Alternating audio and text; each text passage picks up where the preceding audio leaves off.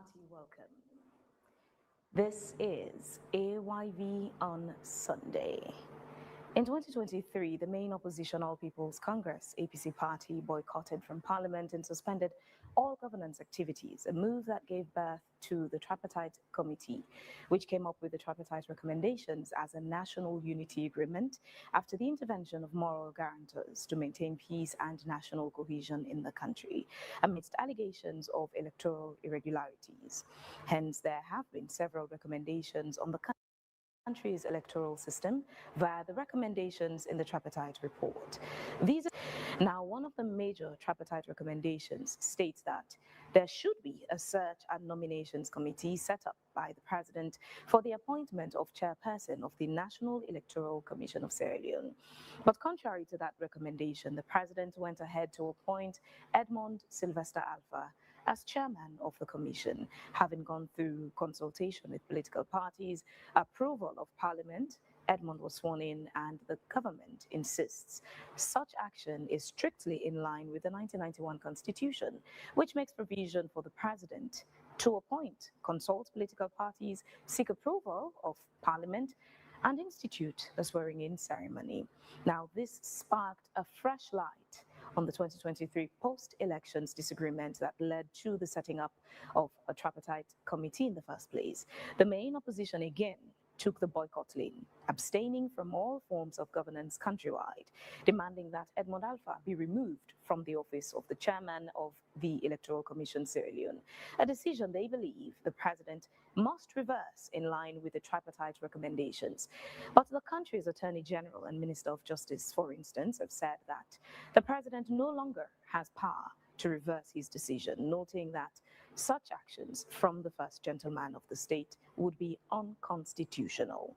The AG noted that even though the president appointed the ECSL chairman Edmond Alpha, he now works independently for the people and not by the dictates of the president, saying the law permits him to work independently as a public servant.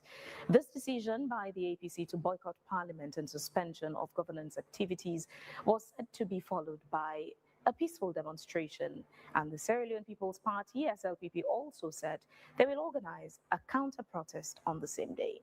The escalation of this situation and its impact on the peace, stability, security, and smooth running of the state led the Independent Commission for Peace and National Cohesion to invite international moral guarantors again to find a way to resolve this political impasse. The joint delegation of international moral guarantors arrived in Sierra Leone on 13th April to follow up on the implementation of the national unity, and recommendations met with the political stalwarts of the main opposition APC on 14th at their headquarters in Brookfields, having also met with key representatives of President Bio's government, like the country's chief minister and others. Now, part of the thrust of the meeting was to develop modalities and roadmaps for monitoring the implementation of the Unity Agreement and Tripartite Report, to engage key stakeholders to strengthen peace and national cohesion, and even gauge the role of the APC and the SLPP-led government in the advancement of unity and ensure that recommendations of the Tripartite Report are fully implemented. Tonight, we ask the following questions. How did the peace process go? What are the recommendations or resolutions from the moral guarantors meeting? Would Edmond Alpha remain in office, or is the country going to have a new ECSL head? Is it a good idea to always seek the intervention of moral guarantors, or does it mean that the country lacks the knack to resolve its political conflict? Is the APC going to return to parliament and resume local governance? Was this decision in line with the public interest or mere fulfillment of political party obligations? Tonight, we will deep dive into some of these pointers and more. I am Phoebe Swill, and this is AYV on Sunday.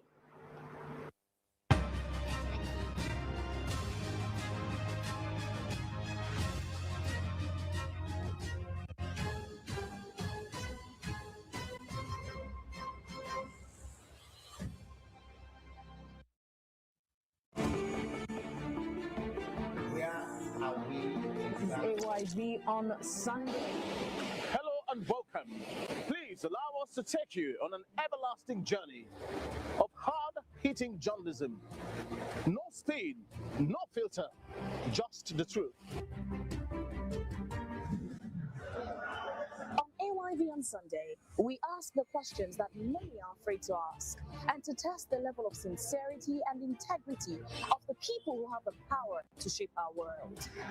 From the bureaucratically minded corridors of power and the seat of the president, To the deafening voices of the people that actually matter. what you should know is that ours are not just mere conversations. They are accountability personified, live, unfiltered, and in your face. A live audience of 10 persons will also be included in each edition of the program on first come, first included basis. Hello and welcome. I am Phoebian Sweel. And I am Victor Jones.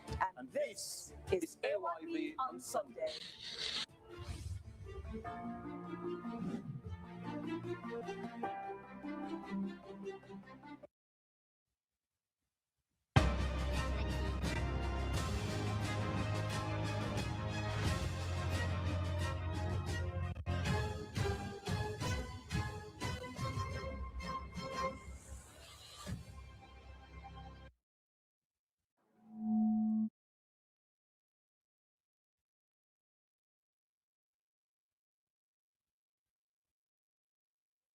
Of a certain electoral commissioner who later resigned for James Jonah. So what is difficult in Edmond Alpha's case? There is also a precedent where the former president, Ahmed Tijan Kaba of blessed memory, worked in line with the Lome Peace Accord to appoint the rebel warlord Fodi Sanko in governance, which the APC believe can be another strong precedent for a reverse on the appointment of Edmond Alpha, a sentiment that lawyer Augustine Soyi-Sengbimara also shares. But on the flip side, other political analysts believe that the decision is completely impossible to remove Edmond Alpha, as he is now protected by the Constitution. Tonight, we ask the following questions. Should the APC advocate for the removal of Edmond Alpha, or should they advocate for trust and credibility of electioneering process ahead of the 2028 elections? Now, is Sierra Leone ready for more electoral reforms ahead of 2028 elections? Where are we as a country in terms of good governance and development? Would the trip made by the international moral guarantors yield good fruits, or become a waste of time and resources? Where are we as a country in terms of peace and national development? Thank you very much for joining me tonight. I am Phoebian Sweel. This is how I welcome you to today's edition of AYV on Sunday. You're watching us on our local channel 33 on Radio 101.7 FM and on our international platform, channel 399 on DSTV. On the panel this evening, I am joined by Chelnoba, Minister of Information and Civic Education in the government of Sierra Leone, Alfred Minkailu Kowoma, member of the APC Publicity Secretariat, Reverend Jibila Kagbo, Director of Programs, National Commission for Democracy. Good evening, gentlemen. Thanks for joining me. Good evening, and thanks. Loving your attire, man. Oh, thank you. If you look on our side, it's a reflection of you. That's true. We're green, white, and blue. Yeah, sure. We're just not seated in the right No, one. well, Yeah, right. the colors are present. That's true. Thank you very much. Minkailu, I apologize on behalf of the production unit for the mix-up we had with the flyers. okay. We apologize for that. It's okay. In Studio 2, we have Shekabi Mansari Jr., who's the CEO of Arts SL, Human Rights and Economic Development. Good evening, Sheka. Thanks for joining us. Good evening. Thanks for having me. We have a live audience of journalism students from Limkokwin University of Creative Technology. To you, our lovely audience, joining us on Facebook and YouTube, you can be a part of the conversation. All you have to do is drop a question or a comment on the comment section of AYV News on Facebook or on YouTube, AYV Media Empire. And at some point, our producers would read out some of those messages and factor your feedback into the conversation. Now let's get started. I'll start with you, Minkailu. The international moral guarantors are in country. They invited both parties to a meeting. What's the outcome of the process? What is APC's current stance from where you were before the international moral guarantors came to the country to now after the meetings held? Yes, the APC is on a sound footing, but when it comes to the current position as to what has transpired since they came into the country to date, it is the responsibility of government to put that position out.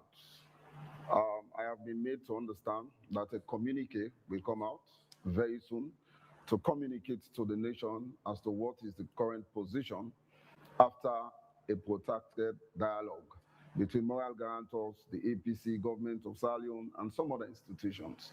But maybe I'll just try to give you the surface. I will not venture to go into details of what has been agreed upon. It is the responsibility of government to do so. Luckily, we have the information Yes, minister here. thankfully, so my brother, we would get that. Siba, who is the Minister of Information, is here in attendance. But it has been fruitful so far as I am concerned. And that is what we have been looking forward to as a nation. You see, it is yielding no fruit to stay out of governance. It is yielding no fruit to get a very long-standing political stalemate in the country. And so when we at APC made our position very clear that we want government to address certain demands, especially those emanating from the agreement for national unity and the tripartite committee 80+4 recommendations, we are very serious about it. We did not just call government to attention, but we took steps to boycott governance, and we all saw the outcome. We even did threaten to stage a nationwide peaceful protest, if not demonstration. But then after series of engagement called from moral guarantors to stay put or to stay action on the proposed protest, they went to the APC office for a meeting. And it was a long meeting. I was in attendance. And in that meeting, we did make our position very clear. Presentations were done by various individuals. The meeting was called to order by the Secretary General of the party, Lawyer Sana Dumbuya, and gave an overview. The acting chairman, Ambassador Osman Fode Yansane, gave a comprehensive statement. And then we have Dr. Kelfala Mara that stated the position very clearly of the APC, including the demands we are putting forward. We have other people like Yvonne Akisoya. You also are aware of the fact that there is currently a stalemate in the running of the councils, and that just very recently, the Honorable Vice President did call all of the mayors and chairpersons in councils that are led by the APC for another meeting. So Yvonne Akisoya was there as mayor to present a position from the local council. The Honorable Abdul Kago did present a position on behalf of Parliament, because we also have issues in Parliament insofar certain amendment processes are concerned. Balugu Logus Kroma presented a case for the ongoing decennial census. The APC have also expressed series of concerns with the unfolding circumstances at Statistics Sierra Leone or Stat Sierra Leone. All of those presentations were made. Jerry Lee Malispain, who is the deputy legal advisor or legal advisor too for the APC, also did make a presentation regarding the amendment bill that is currently before Parliament, especially that dealing with threshold for one to be declared president, and the proposed 20% scores that are to be recorded by everyone in half of the districts to be declared president. So all of those issues were raised. I don't want to go into the detail of it because we are still expecting government to put out the communique officially. I have the position of the APC here, but for procedural sake, for respect for government, we want to wait until government communicates that particular resolution that has been reached before we can come out and state in support of whatever government may put out. But you have also followed the media. I saw a live coverage by AYV and some other media houses where the presentation was done to President. Vice President did present, and it is an open secret that we now have certain things that we are looking at, both political parties and governments. Yeah, a case was made by the Vice President after a long engagement with the opposition and especially the local council representatives. We saw the moral guarantors also did make a presentation to President. We have also listened to the responses from President. But our position is clear. in negotiation, you may not say you want to take 100% all of the demands you may have put forward, but we believe that in the final analysis, the outcome of those negotiations are in the interest of country and progress. So that is what the APC has been looking forward to. Except if you want me to give you specific demands that were put forward by the APC. But for procedural sake, I may not want to venture to go into that. But if you have specific questions, I am in the position to answer them. Thank you, Minkailu. We'll come right back to you.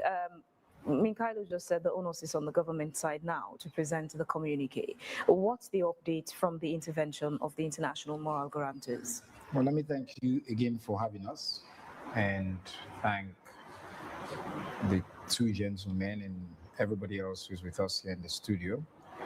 I think we are in a position where we need to remind ourselves of why we got here in the first place and how we're going forward. There's one government of Sierra Leone, led by His Excellency President Julius Maada Bio. There's a legitimate opposition party, the All People's Congress Party.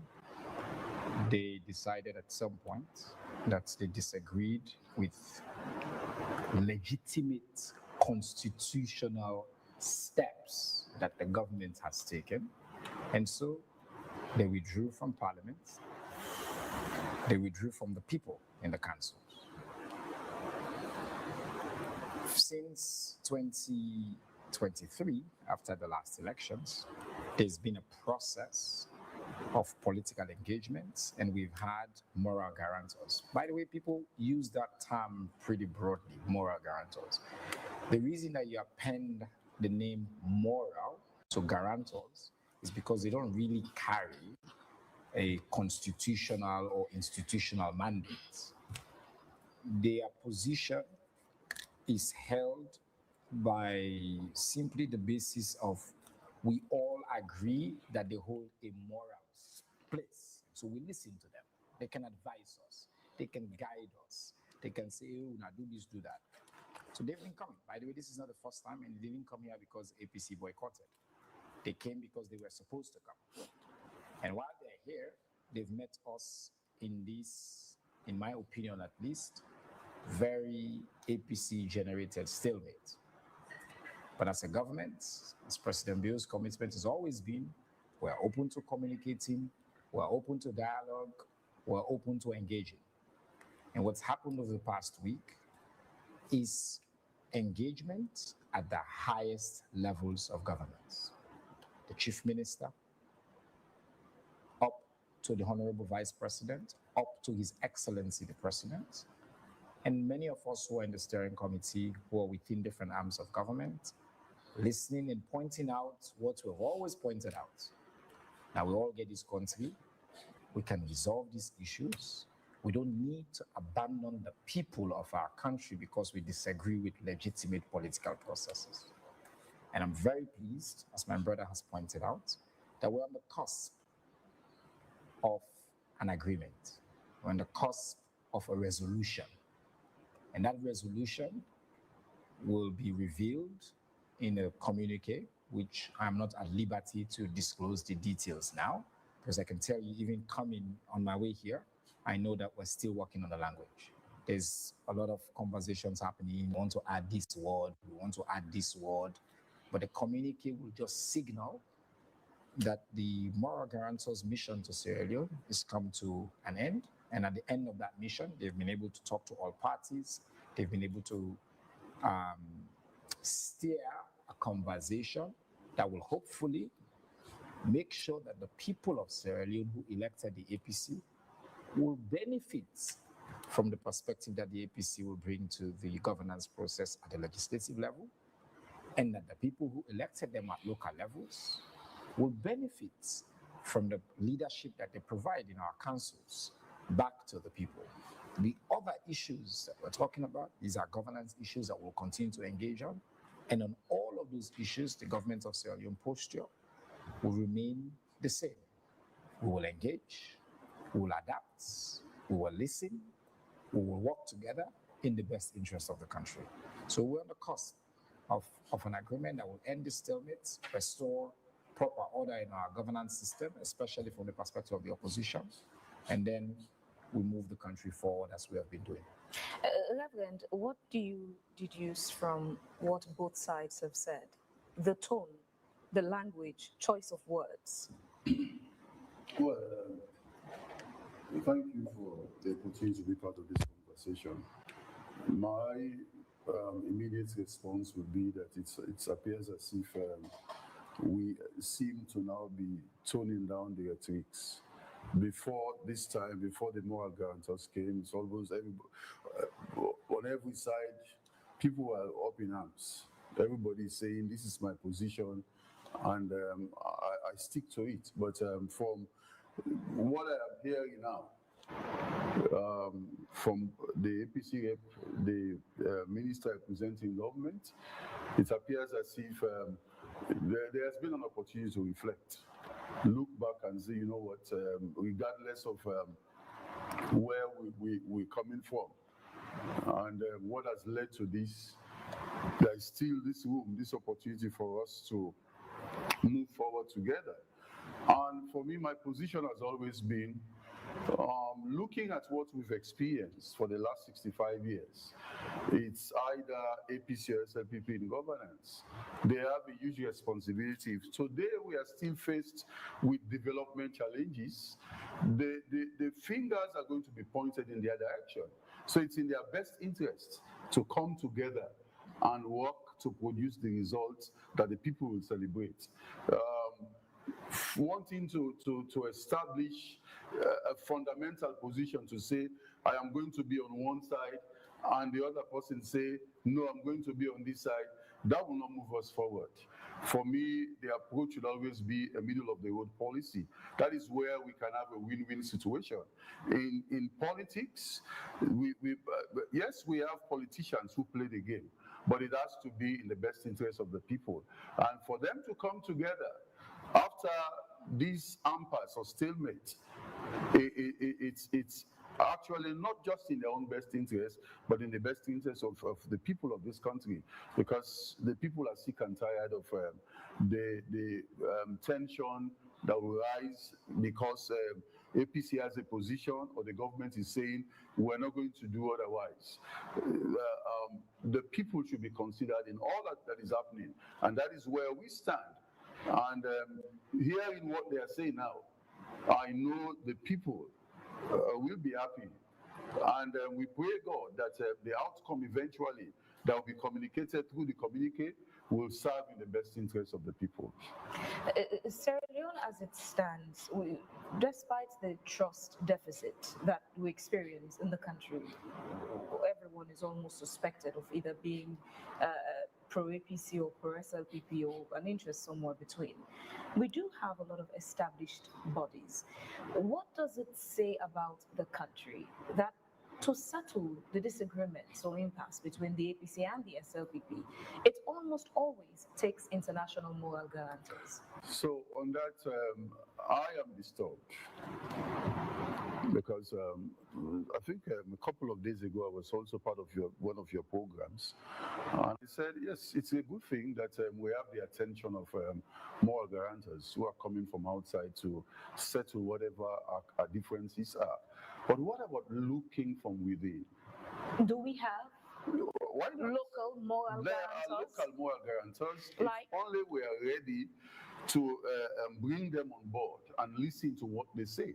The concern here is that for most of the time, when we want to establish such groupings, we only pay attention to those that we, or the things that we want to hear from them. But if we get to that point where we accept them, regardless of what we are going to say to us, as long as it's in the best interest of this country, that is where the challenge is. But I know there are religious leaders who can come into that group. There are also people from different groupings, even the CSOs that most of the time we point fingers at them. We know there are individuals or certain CSOs that can also come into that group. We also have other people in the field of education who have served as a role model in this country. They can come in We also have, even among traditional leaders, we have those that we know they will always speak in the interest of the country. If we look for them, we're going to get that group of people. Now, if you go back to the tripartite recommendation, why do we have that provision that is saying we have to put together a search committee? It is because we are convinced that even though we have challenges here and there in terms of identifying those people, we still have some who can play that role to ensure we get somebody that at the end of the day, somebody will not say it's actually the choice of APC or SLPP or any other political party, but it's a national choice. So if we have that kind of provision in the tripartite recommendation, that should point to the fact that we can still identify moral guarantors from within. You don't wait. And let me bring the firefighting situation, which is what we always run into. And for most of the time, where the fire is burning, the fire force is far away. Now, if you don't have that mechanism in place, where in that particular area you can serve as first responder, there is going to be a challenge. And that is what we've always been doing. We don't want to wait. When APC decided they were going to boycott again, if you had that establishment in place, they would have gone into action immediately. But it took some time before we eventually got more guarantors to come in. Yeah, it's good we have that attention, but we also need to establish that kind of grouping from within. Let's face something. It is not the first time as a nation we are getting into a situation that requires us to come together. When we had the war situation in Sierra Leone, our moral guarantors were choosing from within. What has happened to that group? And I know I was not there then, but NCD was part of that group.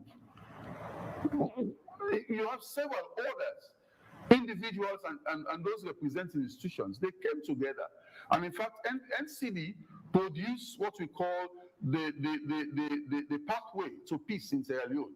That document guided us when we went to all of the agreements, and eventually we had Lome, and that was where we settled our problems. And by 2002, the president declared the war done. We can still get to that point. Not that I can say we don't need them, but honestly, let's start with the first responders from within, because crisis definitely is inevitable. It's not because they are almost getting to the point of resolving that we are going to now say it will never happen again. It is not possible. Where people meet and they are contesting position, definitely you are going to get that kind of situation happening. But let's have in place, even call it a first aid mechanism, where we can have from within those people that will look at APC and SLPP and say to them, what you are doing is not right. This is the way to go. We need that kind of arrangement from within, not just from without. I'll take this to Sheka. So what has happened for quite a while in Sierra Leone is, though you have people who betray the very establishments that they sign up to, whether it's the media as journalists or civil society activists, you also have a set of genuine Sierra Leoneans who look past the APC and SLPP politics and focus on what is good for Sierra Leone. But what we've seen as well over the years is, if there is somebody who comes up to say today something that is negative towards the APC people would attack that person and say this person is SLPP.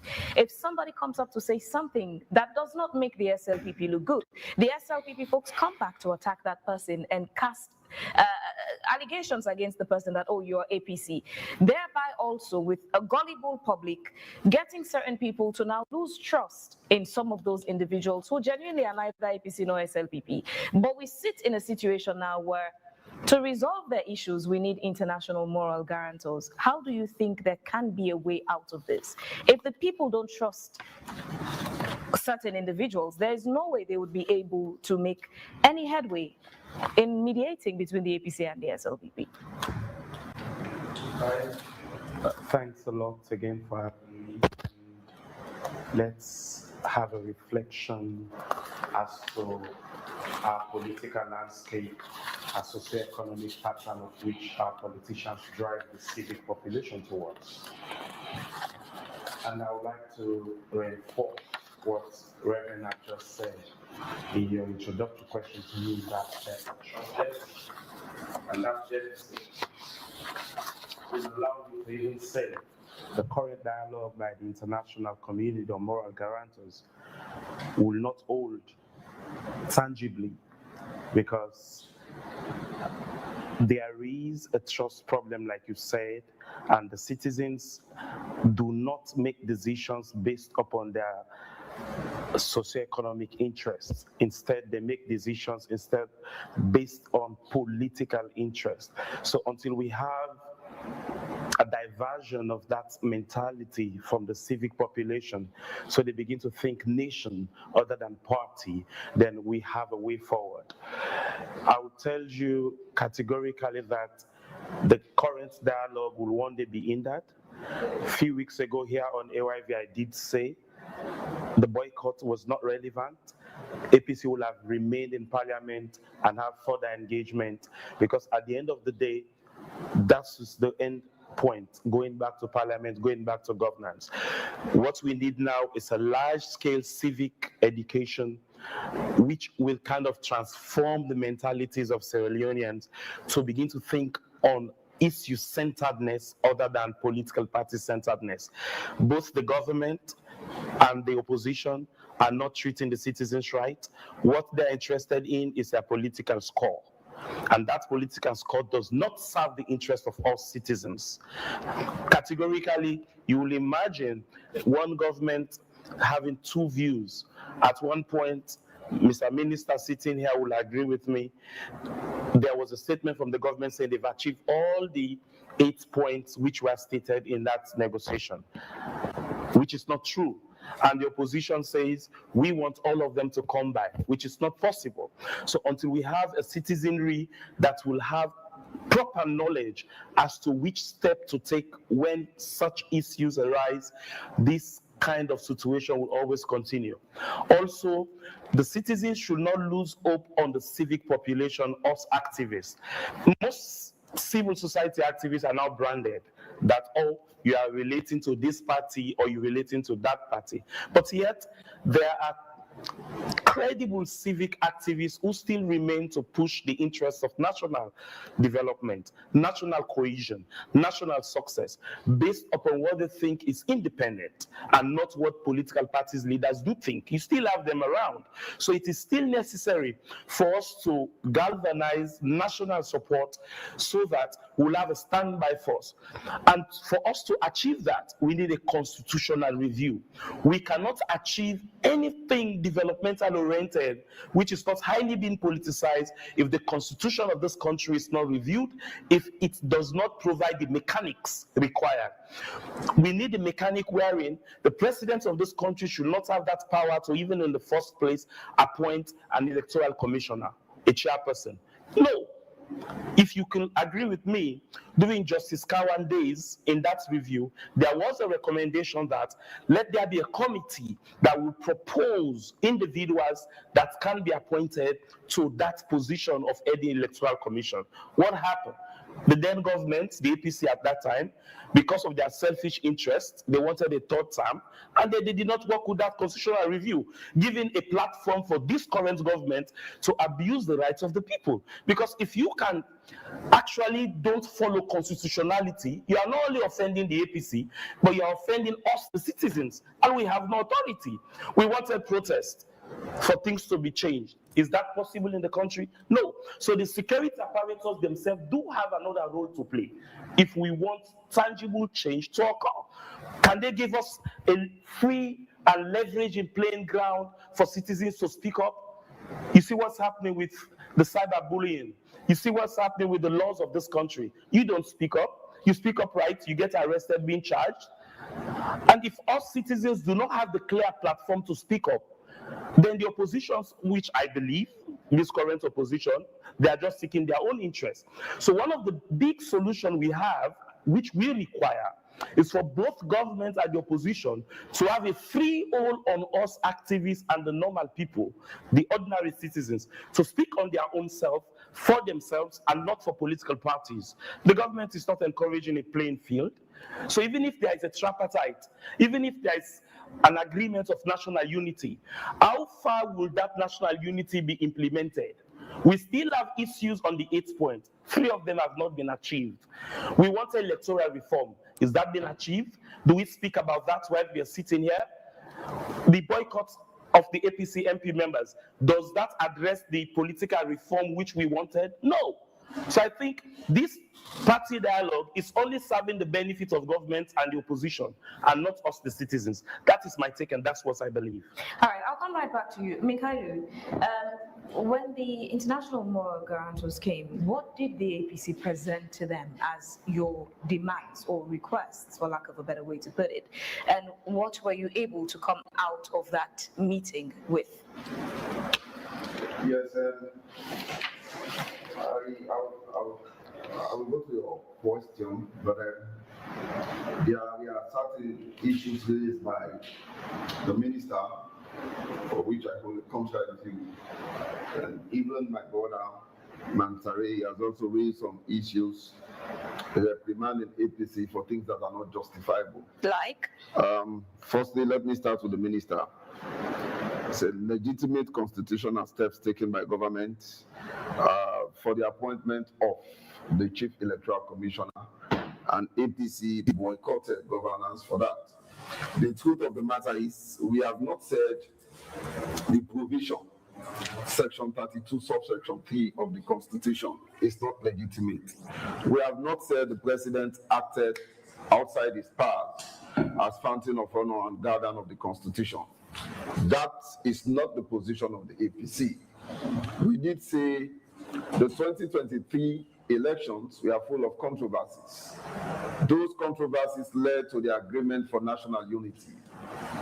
When the dialogue was going on at Bintumani after the 2023 elections, we agreed on 8 resolutions. One of those resolutions was Resolution 3, which actually gave birth to the tripartite committee, and they made 80 plus 4 recommendations. Those recommendations are all time-bound. They have timelines for the implementations of those recommendations. Unfortunately for us as a country, the SLPP did renege. The SLPP-led government did renege in implementing those recommendations on time. And so we have not said the president acted wrongly. We did say recommendation 36 of the tripartite committee of the tripartite recommendation is very clear. Amend section 32, subsection 33, subsection 2 of the Constitution, section 2 of the Public Elections Act, and section 34 of the Constitution of Sierra Leone to make room for a search and nominating committee. The search and nominating committee was designed properly. It is no novelty in African political systems. It was borrowed in Kenya. That is the same system they operate. Yeah?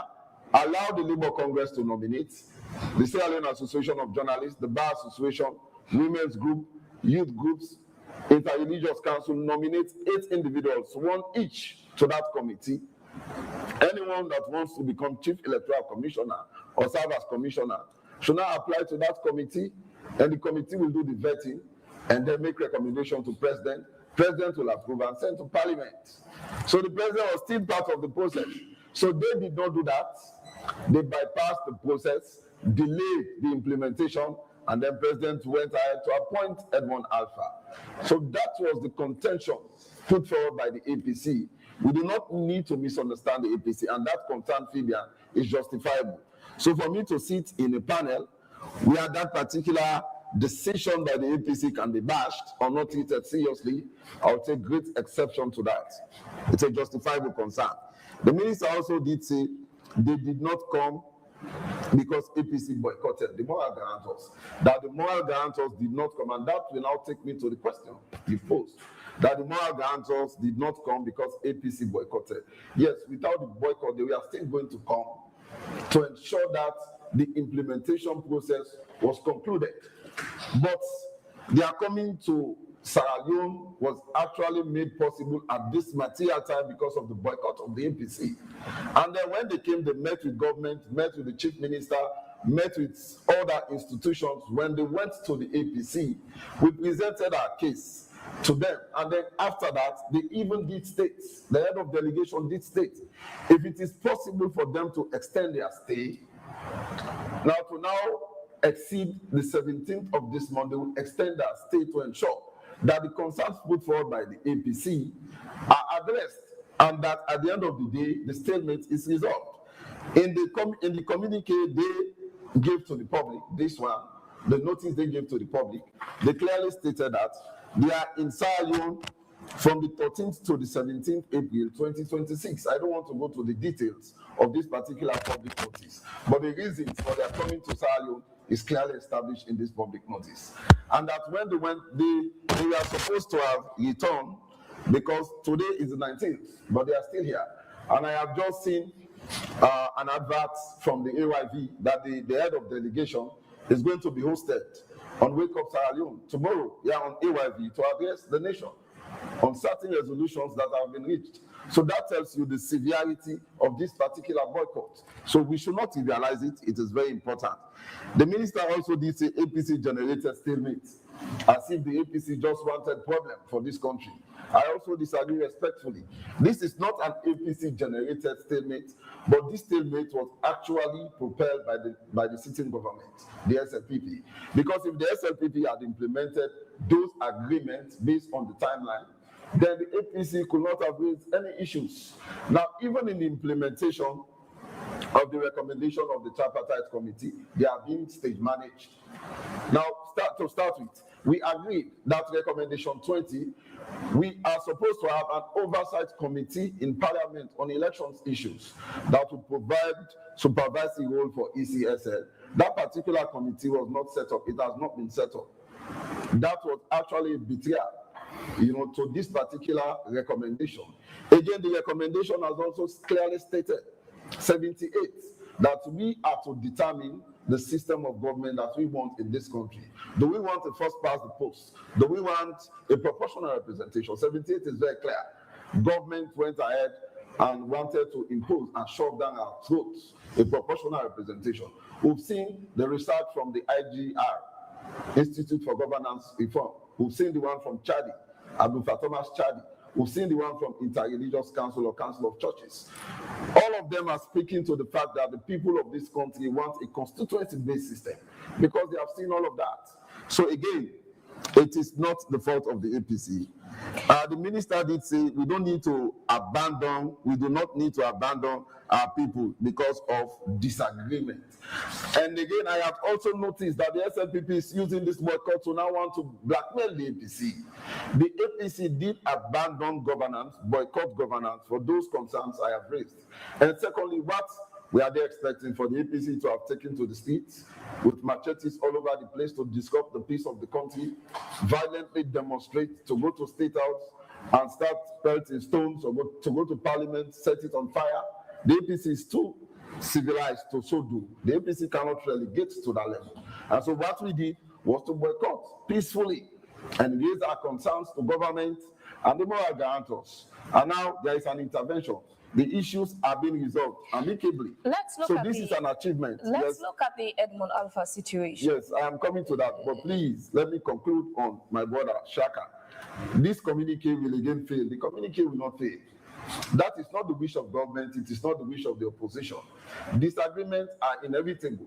The world over, government and opposition parties can have disagreements, but they can be resolved. So in those disagreements, it's a disagreement after the 2023 elections that led to the tripartite committee being put together. Mm-hmm. And there were citizens, including legal practitioners, who criticized that committee, also drawing the attention or questioning the legality of the committee and on what footing would the recommendations stand. Fast forward to implementation process, you now see a situation of one of the recommendations that connects to the Search and Nominations Committee, as that contradicts the Constitution. Now, the president using the Constitution to appoint Edmond Alpha. In hindsight, do you see foolishness in the tripartite committee? No, I do not see foolishness, because this is not strange. Again, to say the committee was never legitimate, it also begs the question, what is the clear understanding about government? So there is a social contract always, as the case may be. We as citizens are under the guidance of government. We surrender our rights to government for government to govern us as citizens. And so government can go into any agreement for and on behalf of the citizens of this country. So any agreement that government signed up to is not illegitimate. We need to know that very clearly as citizens. That is why I believe we have the Ministry of Information and Civic Education. And they are also doing very well in educating citizens about what government really is. And we should understand that when government goes into an agreement, it is not illegitimate. Say, for example, it is an agreement, it's a bilateral agreement, between two countries. Can you tell me that the agreement that was recently signed by President Bio, the president of Liberia, Bouake, and the president of Guinea, Doumbouya, it's also a tripartite agreement on border disputes? Do you want to tell me it's illegitimate? It is not. As long as it is signed by government, government has the constitutional mandate to sign agreement for and on behalf of countries. From the APC's position, between the tripartite recommendations and the Constitution, which one holds more power than the other? Constitution, my sister. The Constitution is the ground norm. It is the supreme law of the land. And it was the very Constitution that the president used to now put And we have not said the president was wrong in appointing Edmond Alpha. We have just raised issues, a lot of issues of integrity, issues of fairness, issues of recent, public pronouncements by Edmond Sylvester Alpha. We are not saying the president is not right to have appointed anybody to that position. We do not have problem with the process of appointing him. We only have problem with the individual because of his recent conduct. We need to be very clear on that. Again, to my brother Shaka, he did say the APC wanted a third term. No, we never, let me clear this. We never did want a third term. That is misinformation completely. We never did want a third term. Now, again, even when Ernest Koroma was interviewed, he did make it abundantly clear that he was not seeking a third term, that the Constitution is very clear. You are elected for a term, you can renew your mandate, and then after 2 consecutive terms, be it intermediary or not, you cannot come again for another term. So let us know that very clearly. If we had wanted a third term, we should have proceeded with the constitutional review process, because there was a draft put forward by Justice Kawan. It is simple as drinking a cup of water to have ensured that we went to a referendum, and then at the end of the day, we can amend the Constitution to now make room for a third term. Remember, Alassane Ouattara did that in Ivory Coast to amend the Constitution, and he gave himself third term. We did not do that. Even Condé in Guinea, ventured to amend the Constitution and gave himself third term. Ernest Koroma was at his peak of popularity in this country. He never did venture to do that. Now, I want to move to Cherno, but before I do, let me go back to the question I asked you earlier. Let me land on this, yeah? We see this should not be used to blackmail the APC, so let me clear this particular one. The APC. Who's trying to blackmail the APC? Anybody saying that the APC wanted a third term is an attempt to blackmail the APC. This is a democratic country. We do not seek for a third term. We don't wish to seek for a third term. We don't want to see I'll take you back to the question I asked you initially. Yes. What was the APC putting on the table of requests or demands to the international moral guarantors? And what did you come out of the meeting with? Okay, now, is to be very specific on the demands, because these demands are going to reflect in the communique. We do not want the nation to see us as being impulsive, or APC putting something forward dogmatically to now compel government to do. I have given you the surface. The demands are here. We have about 10 demands. They are here. But these demands, if not all of them, some of them are going to reflect in the communique. So let us wait until after our government may have put out the communique. The APC was very insistent that Edmond Alpha should be removed from office, and the government has made it very clear that he is protected by the Constitution.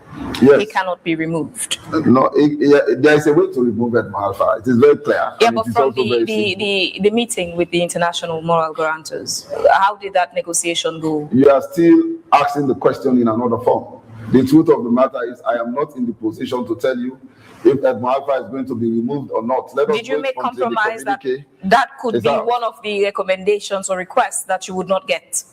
Well, I have stated earlier, as a mediator,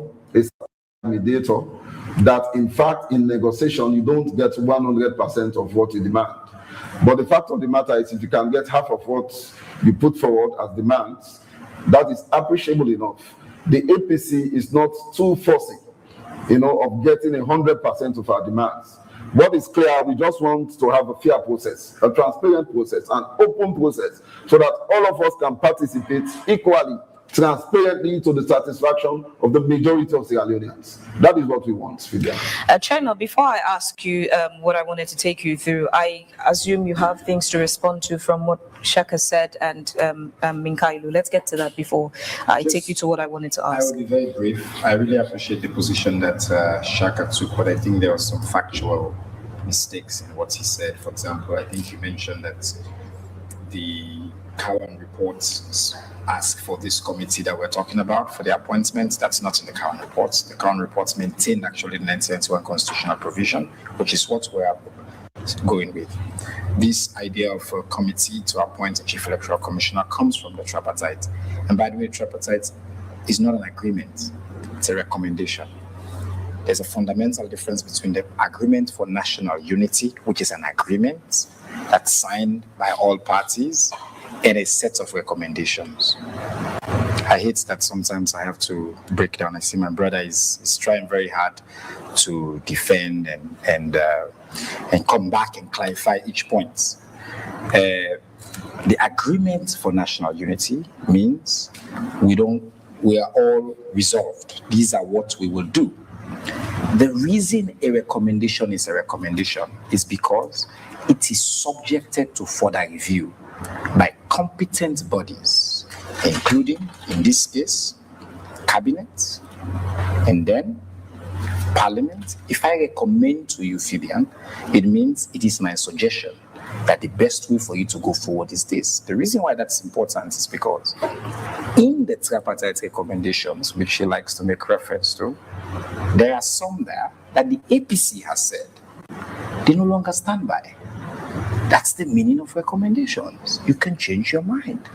In our case, as a government, we are not making that position. We're saying, look, let Parliament review. We have taken those recommendations and put them into the relevant documents, including the current bill that is in front of Parliament. But what my brother has not paid attention to, and where the APC, I think, continues to struggle to explain the stalemates that they created to the people of this country, is that in the Agreement for National Unity, the preamble is clear, and that's the agreement. It uses the expression, the Constitution is sacrosanct. We don't have a country if we don't have a constitution, and the constitution is not subjected to the whims of a document that even if we have agreed, the constitution is not going to be secondary to that. What I find spectacular is that the APC decided that they're going to boycott and deprive. Keep in mind, when they boycotted, they deprived the people of Sierra Leone of their services because the government, by their own admission, took steps that were consistent with the constitution, not illegal. And their position is, oh no, there's a recommendation, not a law, not an agreement, a recommendation, by the way, that is still subjected to Parliament. That recommendation could go to Parliament and fail. And by the position of my brothers in the APC, which they decided to withdraw from government for, we should basically now govern this country by what is in the recommendation. The other point I wanted to make about what my brother Sheka was saying, I was an activist myself. I consider myself still an activist, and I always like the idea of civil society likes to dice the country. Even you, in the way that you frame, there's APC, there's SLPP, and there's the people. I suggest it's a false dichotomy, and it's part of why we have a problem. The APC and the SLPP are products of the people. But not an entirety of the whole people. In our current democracy, the APC they're just and proportions the SLPP of the people are the biggest components of the people in this current democracy. And in a democracy, it's the majority that carries the day. Once you begin to separate the political parties from the people, you're making what I would call, from strictly political science lens, as a fake dichotomy. And what you do with that kind of analysis, it is good. It is very up there. They are not seeking the people's interest. The people are us. You, me. But it's the same way your government argues. When the APC says that they boycotted on instructions of their people, it's the same argument you put forward. No, I'm not. I don't question that. As I said, from a moral lens, you should not, the people, the political parties are themselves intertwined with the people. What I'm saying is the people that voted for them are the people that they have abandoned. And in this case, it is very clear the reasoning for that withdrawal of their services is, as you can see, he's struggling to defend it because it is barely defensible. I wanted to react to also two things he said. I also find it really enlightening that my brother's example of the options that they have, he says, well, what did we want them to do? Did we want them to take cutlasses and jump to the streets and put fire in the State House? I will never come up with that kind of example because there's so many other options before you think of violence. I find it very curious that in my brother's explanation, it's either the boycotts or they choose violence. I hope for the sake of Sierra Leoneans that they can think of multiple other alternatives before we get to that. And then the final thing I'll respond to is he says that we're trying to blackmail the APC because of this boycott. You know, boycott is the definition of blackmail. When me, I say by the Constitution, the president is going to use his powers and appoint, the APC, instead of utilizing the very clear structures in government to challenge that nomination, which, by the way, there are legitimate points to do so, to challenge and to say, oh, we have questions and all of that, which is done in democracies all around the world, to, as I've said before, animate what they have against Edmond Alpha. They chose the blackmail option. They put a gun, a figurative gun to our head. If you go about that nomination, even though we know it's the right thing to do by the law, we will take our toys and go home. We'll pack everything and go home. That was their position. That's the definition of blackmail. It's been their entire strategy at every point. And now when they call them out on it, they say we want to blackmail them. Look, I think the summary of this is, APC reminds me of my uncle. My uncle, he used to always, whenever he has a small disagreement with his wife, my aunt, he will say, I don't eat. I food the way cook, so I don't eat. If you see this, I don't eat.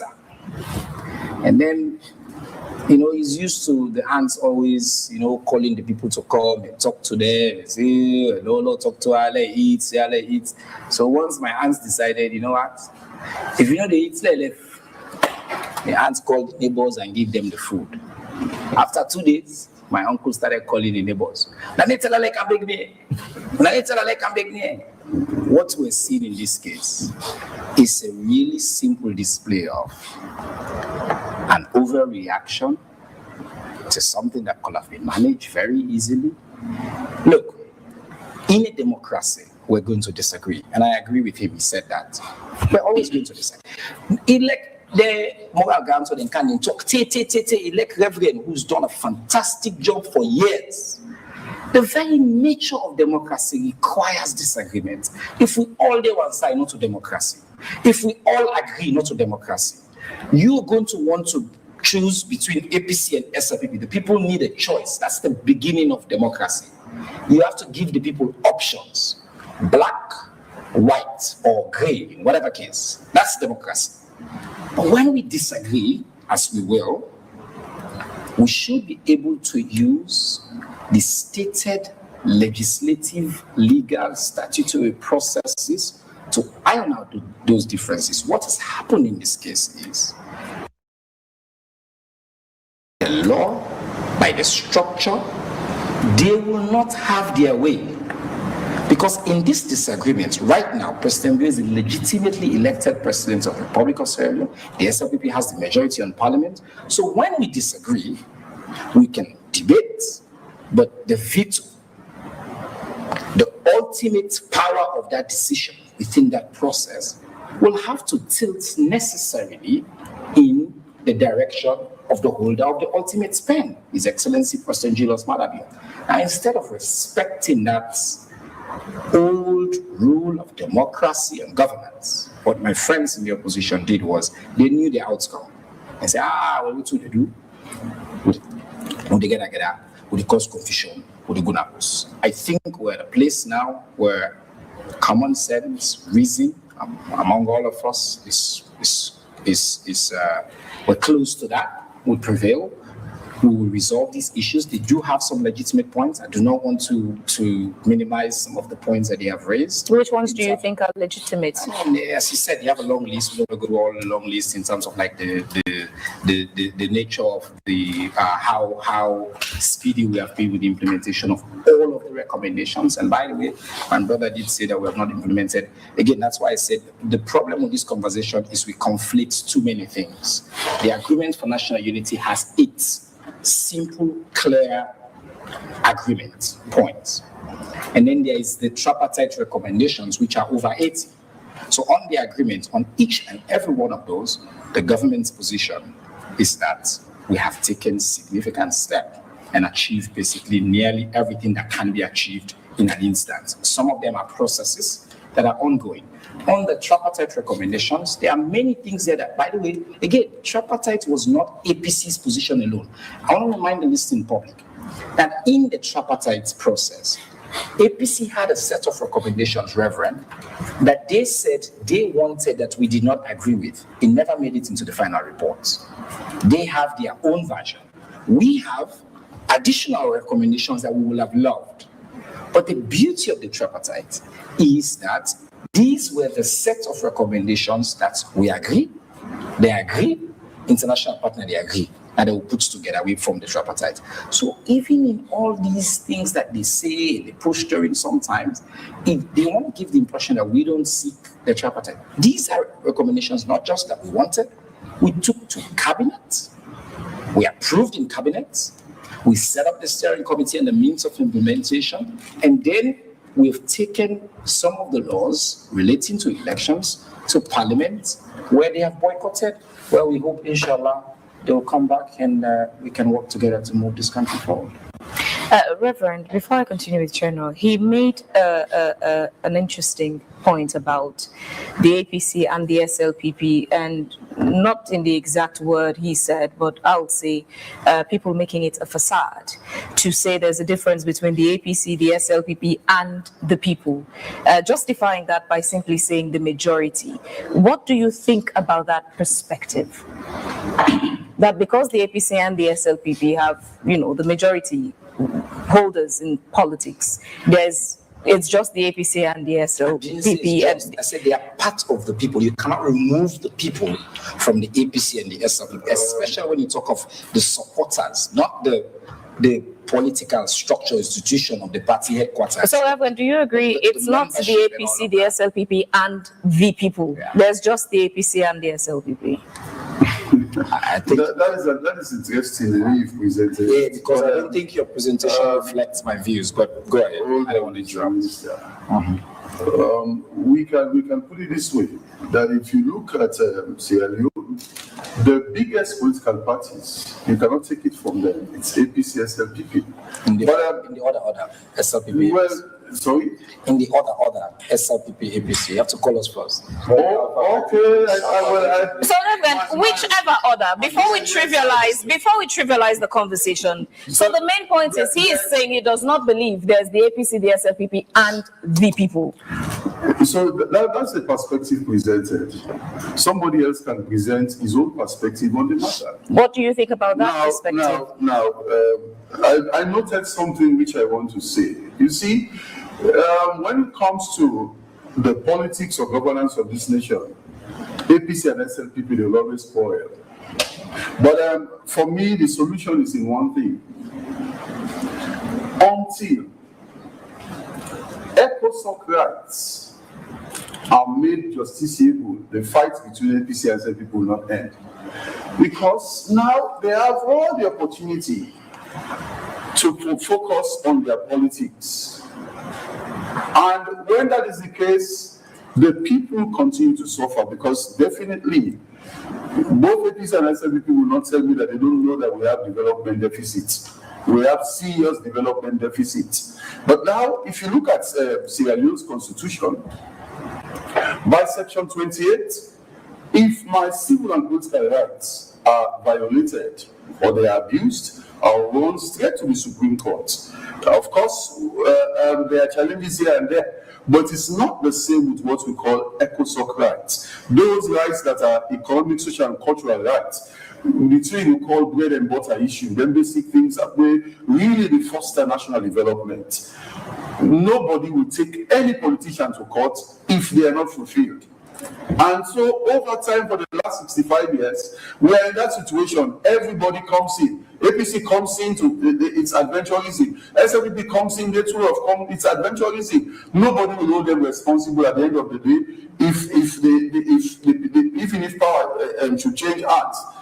Still the status quo will remain the same. But if the politicians know that when we are voted in, it is to produce this kind of result, and ECOSOC rights are actually stated as rights in our constitution, they will think twice to be fighting and looking for one trouble after the other. They will be thinking about how to ensure that they fulfill their mandates, which they know that if they do not fulfill, they will answer in the court for their stewardship. In other countries, we have that kind of situation, so politicians are careful. But in our case, no. We give our politicians a field day. So it's going to always be a fight between these two elephants. And we know in our common balance, when the elephants fight, the grass continues to suffer. And we know the ordinary man becomes in that perspective. Yes, we agree that both APC and SLPP are a reflection of the people. But there are times when it almost appears as if there is a distance. We used to raise this concern that even in Freetown, when somebody is elected a member of parliament, when we used to have the constituency thing, you will see the moment the election is done, that member of parliament will move somewhere to the west, where it appears as if that is where you see the reflection of affluence. The very poor people who have voted in, he's not even staying in the constituency. Even though we've now with the PR system that has changed a little, but we used to suffer that kind of situation. And so you see, from that perspective, you can also see a kind of distance between the people and the political parties. But for me, I'll go back to that point. And this is something I want the Sierra Leoneans to take note of until ECOSOC rights are justiciable. In other words, we amend Section 14 of the Constitution as it is, or we create a separate chapter, like we have Chapter 3 for civil and political rights, and we have ECOSOC rights as rights that are justiciable. These political parties will continue to fight. And the people will continue to suffer. Just before I go to Sheka, hold on. Just before I'll get to that. There's a reason I'm There's a reason. The point you made was very important to get response on. Just before I go to Sheka to comment on that point, you were not entirely comfortable with the way I summarized it. Reiterate that point again. You're saying there's the APC, you disagree that there's the APC, the SLPP, and the people. We all have done that in the past. The APC, the SLPP versus the people. The APC and the SLPP includes the people. They are the people. But not in entirety. But that's the point I'm making. Therefore, you can't remove them from the people. But what about their those? own? But what about that? Their own? This is exactly the clarity I needed. But what about those people who are neither APC nor SLPP? Because again, you're aware that we have about 16 political parties in the country. Yeah, but no matter how little their membership or subscription is, they still have people plus. There's also a percentage of the population that are not members of any of those 16 political parties. True. But let me make my point again. I wish we would talk Creole because I think Creole is easier for me and for people to understand. You're a very good speaker of English. I know English gets me. I can tell that this all time. But the point I'm making is, every time we slice and dice this country and try to criticize the political parties, I actually think sometimes we give the parties an easy escape when you treat them as if they are separate from the people. And you also give the people who vote in these parties an escape, as if somehow that they are distant from it. It's a bit of a philosophical point. But the parties, as he said, are the people, because the parties are nothing without the people. The people know that in a democracy, they have to vote in these people to represent them. That's why in political science, we say, for example, parliament are the people's representative. Who puts the parliamentarians there? It's the people who vote for the parties, who vote on election day, who get them there. Why are APC and SLPP strongest? Because they represent the biggest number of people in Sierra Leone. So you cannot talk about the people in this abstract sense, as if the people then in a mass and then the party then in a Saturn. That's not how it works. The people are intertwined with the political parties. The day the people decide, as they did, for example, in 2018, that, it's we don't tire with Dewaya, then pull the power at the hand and give the other one. But that's a choice that the people are making. So, in other words, some will say in democracy that the people always deserve their governments. The Reverend made a point about ECOSOC right. I really want you to allow me 1 minute to just respond on that. Again, I think, look, as he knows, I come from human rights background. I've been doing this work that he does now for many years. It is a beautiful, interesting point, but I have a clear counter, Reverend. Even countries where they have ECOSOC rights that are justiciable does not mean that they don't have political disagreements. That's number one. And two, if we now decide that you as a Sierra Leonean, every Sierra Leonean born here will have a right to free healthcare, will have a right to housing, will have a right to, let's decide on all of that now and agree. The reality is that we do not have the capacity to implement that. That's just a fact. So what are you going to end up with? Everybody going to court to go say, oh, me also not fine enough, I not get enough water, I not get this. That is why and you know this as much as I do, we've worked on these issues for many years, sometimes together. The principle of progressive realization, we deal with this. Once the government has the capacity to implement these rights, the government has a duty, and we have tested some of those in Sierra Leone, beyond the civil and political rights. When it comes to social and economic rights, for example, right now, by the new constitution that the government of Sierra Leone is proposing, education will become a justiciable right that cannot be denied against any citizen.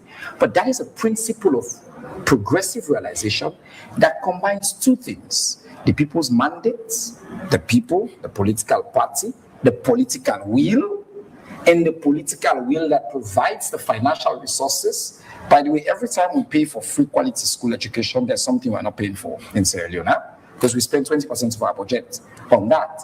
But that is a commitment that we can make. We have, for example, women who go to health facilities for pregnancy-related issues. President Anes Nkrumah made that free. The government of President Bio has continued that. That's justiciable right. So again, I want to be careful. When we speak in such broad terms, that unless we make every economic and social rights justiciable, then we're not going to have disagreement. Even if this country had every single resource on earth and we provide everybody's needs, on the question of politics and democracy, we must, not just we should, we must have differences, because differences are the foundation of a democracy. Without difference, there's no democracy. If we all just do and sign no more, it was world there today. Oh, now it's supposed to say world there. We should have. The question and the difference is, just because we have a difference, and this is where I get to give APC a quick jab, does not mean they take their toys and go home. We should use the processes to debate. You cannot just because you have a difference and you pack the good house. That's where the difference is. So I'm taking it to Sheka. Just a quick one, please. Just yes, Reverend. The point I made was not that the problem, the tension will end, but at least they will be minimized, because there is now something to focus on. I don't disagree. Because if I don't produce the result, I know the consequence. That's the point I'm making. But now, at least you guys have a free day, a field day. So it's not everything. The people just talk, and after some time, it dissipates. But we want to see that situation where I can go to court if pipe-on water is not in my community. If electricity is a challenge, I can go to court and say, this is not right, and let me have compensation for the things that I have lost on account of XYZ. That is where we want this country to go. And that will put APC and SLPP on their toes.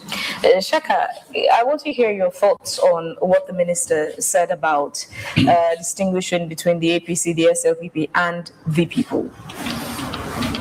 I actually admired the way the minister was shooting, joking on the situation when citizens are crying with hunger, when there's an increase in fear, whilst the whole world is decreasing fear, and the government could not treat that seriously and is joking with the situation. When I was serious about saying us, the citizens, are not the politicians, and we are not, Mr. Minister. I sit in here, I am no APC and no SLPP, and I distance myself from being a member of those parties, and I represent the citizenry. So I disallow us to be branded as being those politicians, and I take that for granted. Additionally, I would like the minister to understand one key thing about what civic rights and activism is, because he did say we are kind of having a dichotomy, which is not real. No, it is. It's real. Until politicians begin to think that it's not every Sierra Leonean that's interested in APC and SLPP, then it will come to terms with the reality, which is not at the moment. Additionally, citizens, yes, will belong to one or two political parties. But this conversation here, when we're talking of the issues on the ground, only depends on APC and SLPP. So is that suggesting that all Sierra Leoneans only belong to APC and SLPP when we have over 15 political parties? He needs to think about that. Out of that box, let me take another step so I don't labor on those responses. I speak for the people. What we are discussing here, and I will reinforce, is we've had three peace talks and agreements since the elections of President Bio. None has held to affirmative. We had the Bitimani. After that, we had a walkout from Parliament. We have the third one. So, until we become real, our politicians become sincere with us, every other agreement or recommendation that comes will not be tangible. But the best thing they will do, they will sweeten the milk for us to lick, feeling it's all right. Mr. Minister, it's not all right. And the boycott currently, of which he did say was a mechanic of the opposition, which I don't want to agree with. I have said it many times, let me make it clear, that I don't support the opposition boycotting governments, because it rests or the pressure comes up to the citizens. They will have been in parliament to discuss on key policies and subject matters that's interested to us. For example, I hosted the international boxing, of which I had a complaint as the sports committee. It could not sit. Why? Because the composition is not constituted. So we, the citizens, suffers a lot. But let's look at the cause effects. And that cause effect was as a result of the governor's approach in handling national issues. I did say many times that the government is testing waters, and they think they can get a ride in everything they do. And they have to think twice. That us, the citizens, are realizing that they take us for granted, and they know we have a opposition that can bend. There was no need for the opposition to come out of parliament. They will have remained in that parliament, strangled through the law with the government for them to realize they are not taking actions. For example, the day Edmund Aka went to parliament for that approval, they would have stayed there and send a message to the world. But because we have a government that have repeatedly said, I will say it again, it's tyranny to us, the citizens. We have a tyranny government that don't have respect for us citizens. So that is why anytime we raise our voice that they don't seek our interests, they brand all of us as politicians. No, we are not politicians. We are citizens. And our rights should be contingent to international standards. Look at the UDHR. The Universal Declaration of Human Rights. They were not developed or branded based upon political parties.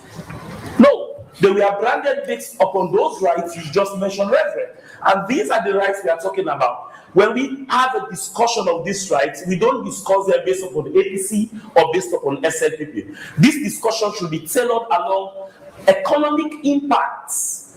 Watch our economy. Watch the way the nation is.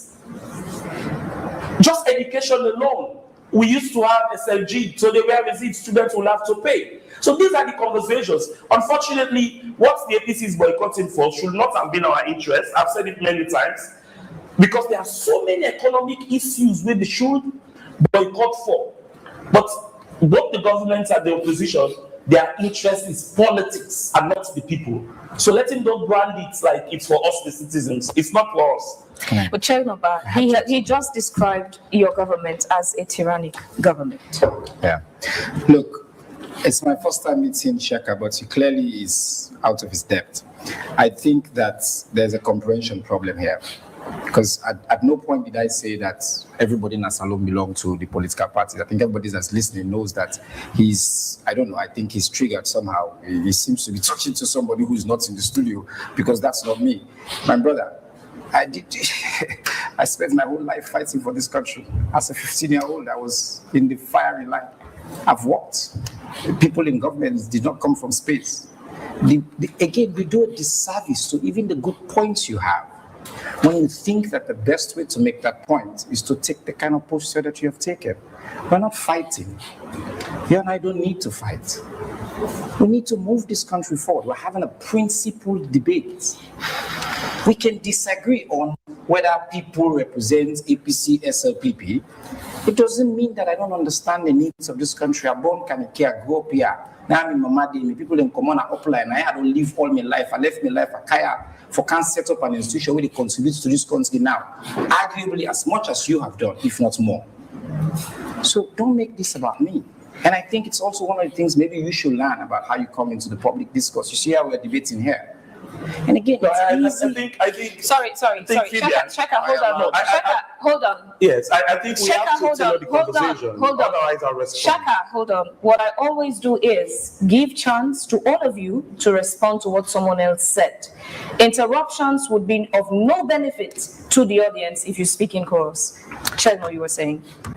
Look, as I said, Sheka, you're clearly a fine gentleman. You mean well. And I can see that you're passionate. I appreciate that. I like that. It's good for our democracy. I invite you to join us in the Ministry of Information and Civic Education. Let's have civilized, is the word I will underline, that are based on facts. It is very easy to throw big words. Government is tyrannical. If I ask you now, like define and find for let people understand, and they will struggle. But we don't live in a tyranny. Please listen. Sierra Leone 2025 index is the second most peaceful country in West Africa, only behind the Gambia. That's the fact, it's not your opinion. Do we have problems in our democracy? Yes. Are there problems that we should continue to solve? That's why we're on this table. And Brother Payamba, we can disagree, but he just said, we've just had really good conversations about how we go forward. But you cannot be in civil society. Maybe you should listen to people like the Reverend Moore.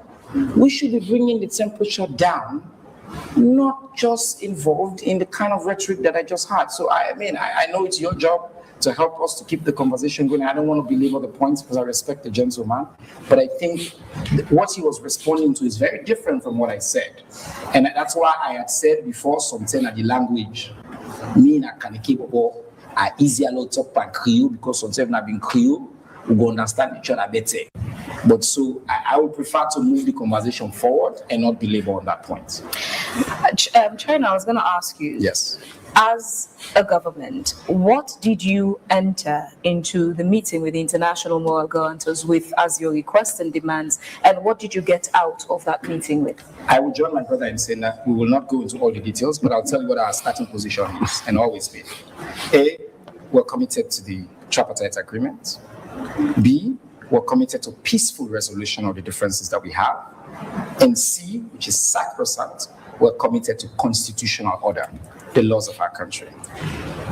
No matter what the conversation is and what the outcomes are, those three principles will remain. We will not have any agreement that will in any way, shape, or form violate the laws of this country. President Bill said it very openly when they went to meet with him. He said, look, I fought for the constitution of this country. I fought for democratic order in Sierra Leone. And what he will continue to do is, in these engagements, we will find common ground, we'll find middle ground. Again, I make fun, I say, look, and it's important also to joke.